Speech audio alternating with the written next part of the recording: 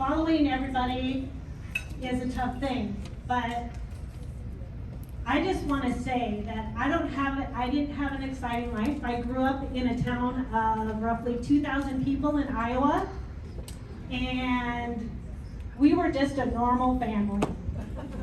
My dad worked hard. My mom was a stay-at-home mom, and she taught us to give back to the community.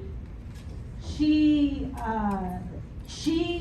would find anything that she could get involved in the community, and we went along. That's what we did. One of the things I remember the most is we went to the nursing homes and just visited people in the nursing homes because their family weren't around. And she would buy groceries and shop for these people in the nursing home. So that's how I was brought up. That's how I was raised. It's just a small town, regular family. And it's about time for people like me to step up and represent these people in our community. I'm tired of the establishment saying only certain people can run and they have to have specific qualifications. Our Constitution states what those qualifications are, and I have those qualifications. So I am running to be your next state representative.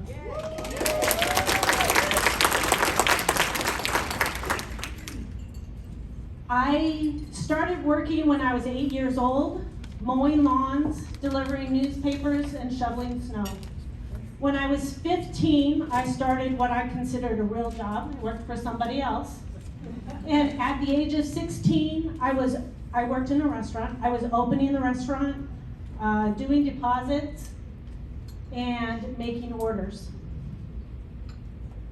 I then moved on to a bigger restaurant and got married when I was 18, right out of high school. We moved to St. Louis, Missouri. And when I grew up, when you were in the car, you always waved whenever you drove by somebody. Because when you live in such a small town, more than likely you know who you drove by. Did you wave with all 5 fingers? Yeah. Yes. Because if you didn't, you would get a phone call later that evening saying, hey, I drove by you, you didn't wave. So that's what I was used to. So when we lived in St. Louis and I would go for a walk, I would always say hi when I walked by people. But everybody always walked like this. And I told my husband, I said, I am not going to raise my kids in an area like this, where nobody talked to each other and they lived in their own little bubble. We came out to Kootenai, visited, went to a family wedding, and my husband, a few years later, said, what do you think about moving to Kootenai? And we moved here in 1990. My mom had just passed away. I was ready for a change. So that's how I moved to North Idaho. That was my first husband. Got remarried in 2014 to my second husband. Met him. I worked in retail. I'm just a regular person, guys. I bagged your groceries. I rang up your orders. That's what I did. 18 and a half years.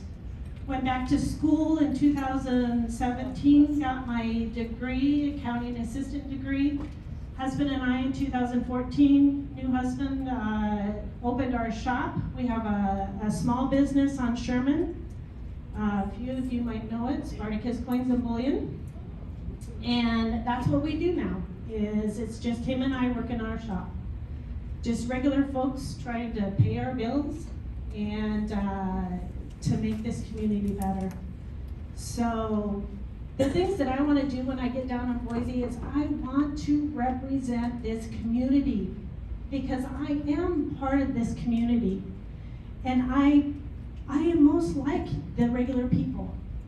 So I want our voice down in Boise. So that's what I'm going to go down and do. Things that are really important to me. Our Attorney General was here and spoke. And then he spoke to another group. Do you guys realize why we still have an emergency order? Because it didn't tell the governor what to do after the second 60 days, And the governor and the attorney general said, well, I guess that means we can extend it as long as we want to.